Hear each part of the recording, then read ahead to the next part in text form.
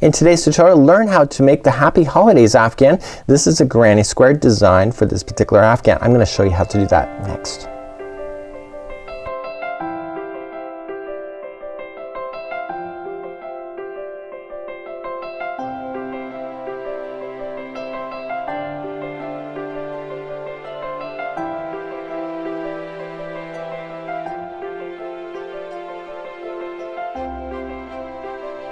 Welcome back to the Crochet Crowd as well as yarnspirations.com. I'm your host Mikey. Today we're going to experience an Afghan square. This is a granny square called the Happy Holidays, and this is really kind of cool. It reminds me of a Christmas decoration.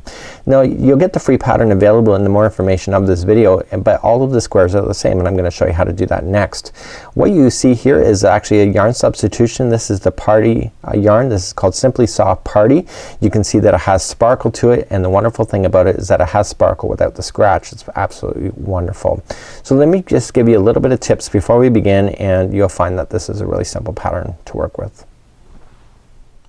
The quickest way to make a granny square Afghan is to do it like an assembly line. So what I like to do when I'm doing multiple, just like so, it doesn't even matter how many I'm doing, so I just do them all up front first. And what I'll do is that I will do all of the centers first. So every time there's a color change, that's when I decide that's the end of the step.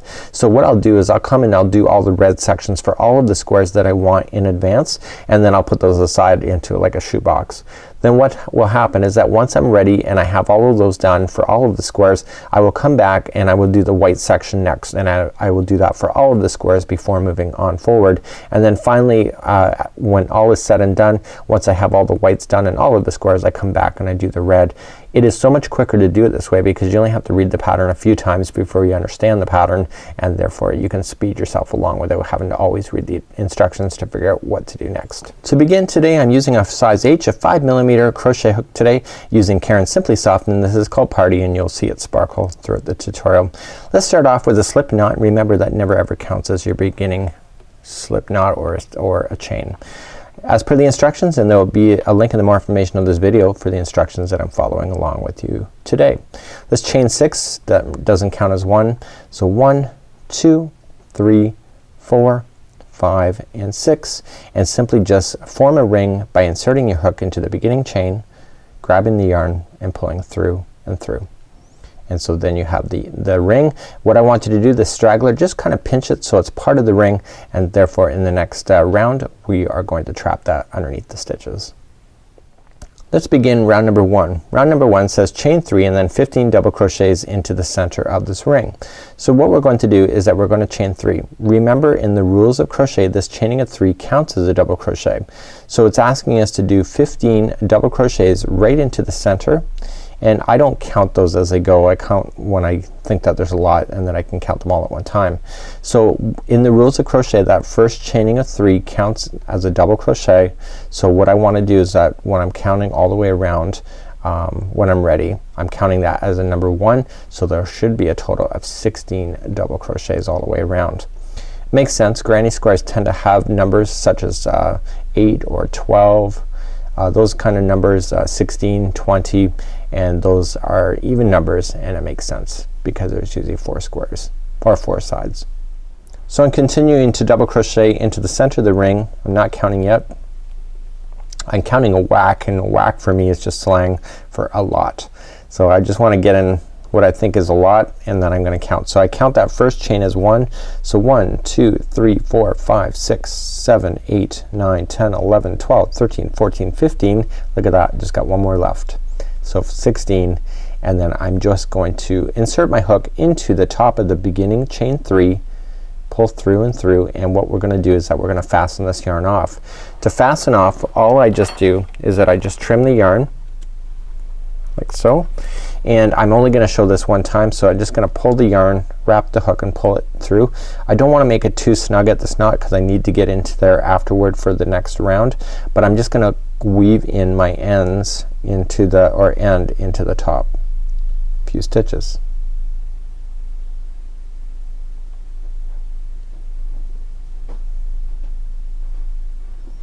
Okay, so what I can do at this point, and I go about 1 inch to 2 inches depending on my mood. but I really do look at the project to determine how far I'm gonna go. So now I can safely get rid of this one that's hanging out in the middle. So let's cut that so it's out of the way, and I would do that as I go. I'm a person, I like to remove my tails as I go on a project, and we're gonna leave this in until that's secured into the next round. So let's begin round number 2. In round number 2 I'm gonna start off with the slip knot. I'm using my Karen Party yarn. This is white. It's got a bit of sparkle to it as well.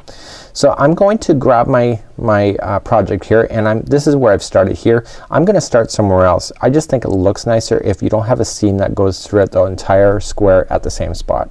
So I just picking another stitch other than where I started, and I'm gonna take the straggler and the working yarn, pulling it through. So grabbing them both. This is my preferred method. If you have a different way, you're more than welcome to do so. And I'm just gonna join it. Okay, so what I want to do is that I want to chain up 3. So 1, 2, 3, and I want to double crochet exactly where I joined it. Okay, so that makes it 2 double crochets into that same spot because the chain 3 counts as one of them. So what I want to do is that in every stitch all the way around I want to put 2 double crochets into each. So if there was 16 double crochets going all the way around the circle in the last round, there should be 16 groups of 2 going around this one. So please do that, and when I come back I'll show you what to do next. So I'm coming up all the way around. I'm just doing my last one. Off camera I counted, and this is my 16th stitch, so that means I have 16 groups of 2. So once I get this done I'm just going to join it to the top of the beginning 3, or beginning chain 3 that we started with, just like so. So now I'm ready just to clean up my edges a little bit. So right where the white was joining in, where I kind of buried it as I went, I can trim that out safely, and I can also trim this white out as well back there. So we're gonna continue to go with the white with the next couple revolutions, so you don't have to do anything at this point other than let's get started for the next round.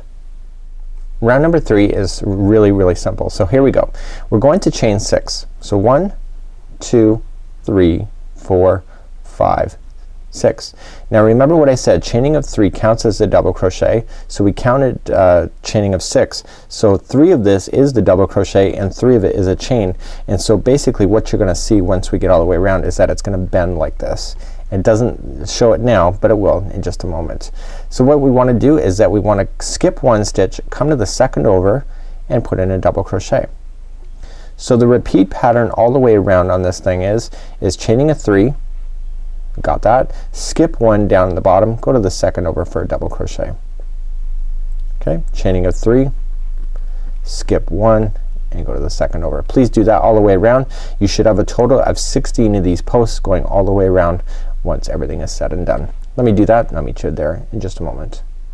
Okay, so I'm getting all the way back around, and I do have 16 of these posts. Remember that we still have to chain 3 to finish up 1, 2, and 3, and we just want to join it to the 3rd chain up.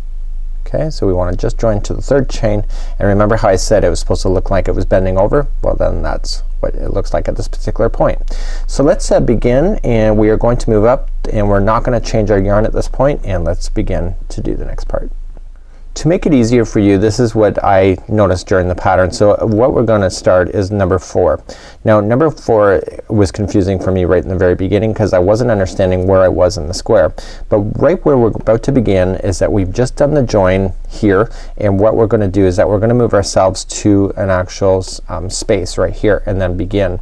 So what's gonna happen here is that in 3 spaces it's gonna remain the same, and then we're gonna do a slight corner turn, and then we're gonna come all the way around. But figuring out where we're starting on this kind of makes it easier for you to visualize exactly where you are on the square. So let's begin number 4, just basically what I've said. So here we go. We're going to slip stitch into the first chain 3 space. So we're gonna slip stitch right here. Okay, so just grabbing the yarn and pulling it through, and that allows you to move over. So we've done that, and now we're going to do 1 single crochet into that same space. So let's just single crochet. Got it. So now we're ready to begin. So we're going to chain 3, and we're gonna single crochet into the next space, and we're gonna do that 3 times. So 1, 2, 3, coming into the next space for a single crochet, and then 1, 2, 3, coming into the next space for a single crochet, and remember I said we're doing it 3 times, so we got 1 more to go. So 1, 2, 3, coming into the next space like so. So this is an actual one side of your particular square. So now we get to turn the corner. So how do we do that? So to turn a corner, all we just need to do, instead of chaining 3, we chain 5. So 1, 2, 3, 4 and 5, and coming into the very next space for a single crochet, and then we begin that chaining 3 again. So let's start with the chaining of 3. So 1, 2, 3, come to the next space over here. We're gonna do that 3 times. So it was one of them. 1, 2, 3, coming into the next space. Okay, and then 1, 2, 3 into the next space, and that was your 3 times. And let's turn the next corner. So to turn the corner, 1, 2, 3, 4 and 5, coming into the next space for a single, and then we're gonna work our way down the side again. So it's chaining at 3. 1, 2, 3 into the next space for a single, and then 1, 2, 3, next space for a single, and then 1, 2, 3, next space for a single, and now we're ready again for another corner. So 1, 2, 3, 4, 5, next space for a single, and now we're ready for another side. So 1, 2, 3, next space for single, 1, 2, 3, next space for single, 1, 2, 3, next space for single, and we're almost all the way back around. Okay, so do you see that we're already in the next space, but we have a final corner to do. So 1, 2, 3, 4, 5, and then we come and just join it to the beginning single crochet that you started with, and we're gonna fasten that off at this point, and we're gonna go for our last round, which is the red. And finally, for your final round, it's so simple, it's not even funny. So each one of the 3 spaces that we did across the top, so 1, 2 and 3, each have 3 double crochets into them, and then the corners are just 9 double crochets. That's really quite simple. So let's begin and grab up our red, and let's finish off this square. So I'm grabbing my red again, just creating a slip knot to begin the next join. And so we're just going to grab it, so you can see that this is an extra long chain compared to this one here. So this must be a corner, this must be a corner over here, corner and corner. So what I want to do is that I want to look for the corner and look for the first space in this direction, and I want to join my yarn. So just grabbing the straggler, just pulling it through just like so, and let's begin to chain 3 to start. So 1, 2, 3, and I want to put 2 more double crochets into that same space just like that. So we immediately are just going to skip over to the next chain 3 space. I'm gonna let the straggler fall out of the way because I can trim that afterward. So this gapping space is gonna get 3 double crochets just like so, and then finally the next one is going to get 3 as well. So now we have 3 groups of 3 in here, and so this is the next corner. So the next corner is gonna have 9 double crochets into that whole thing. So 1, 2 and 3, 4, 5, 6, 7, 8 and 9. And so now we've just successfully turned a corner, and so now we're ready for the next 3 spaces that are along the side. So again, immediately just come into the next chain 3 space and put 3 double crochets, and then we just immediately jump to the next chain 3 space and put in 3,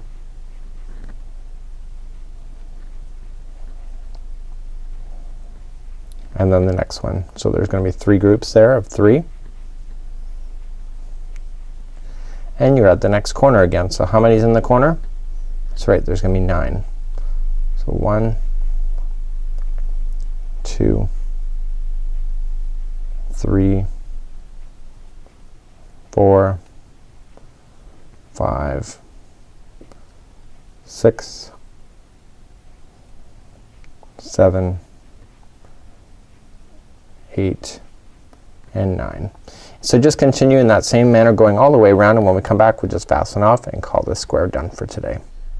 Now that I've come all the way back around, I've got my 9 in here, I immediately just stop and I insert my hook into the top of the beginning chain 3 and I count that as done for today. So I then just weave in my ends, and this is how you do the Happy Holidays square, and this is a really great idea. I really like the look. Love how it sparkles too. It's gonna be a great accent piece for Christmas. Till next time, I'm Mikey on behalf of Yarnspirations as well as thecrochetcrowd.com. We'll see ya.